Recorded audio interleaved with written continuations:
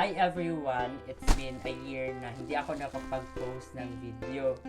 So yung ginawa ko, nag-order ako sa BT21 South Korea BTS ng carpet puzzle. So ito na siya guys. Here na siya guys. Pero na-unbox ko na to siya kanina kasi chinek ko kung legit ba siya or worth it ba siya or maganda ba siya. So i-unbox na natin ang na-unbox na. So ito na siya yung guys. Yung in-order ko is gray at saka black.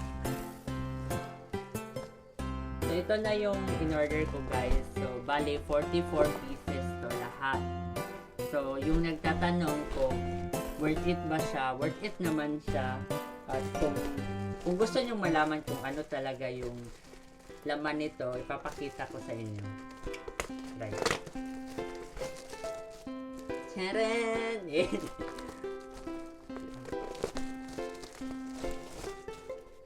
So ganito yung texture niya guys. Para siyang teddy bear dito sa harap may sira. At dito sa sa likuran niya ay para siyang foam. At ganito siya kakapal guys. Parang daliri guys. Ganyan siya kakapal. So samahan niyo ako at atin itong i-install sa sahig ko. Bye!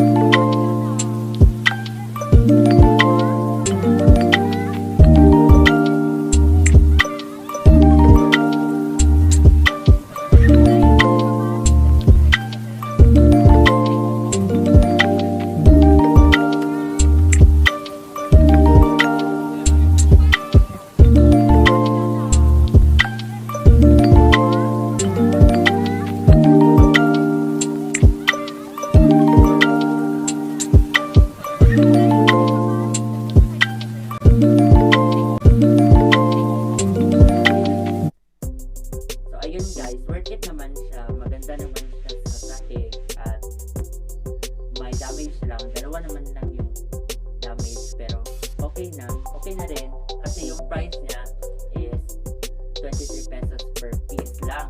So yung in-order ko 44 pieces. So yung nabayaran ko is more than 1,000 pesos. Pero meron akong Shopee points kaya nasa 800 na lang.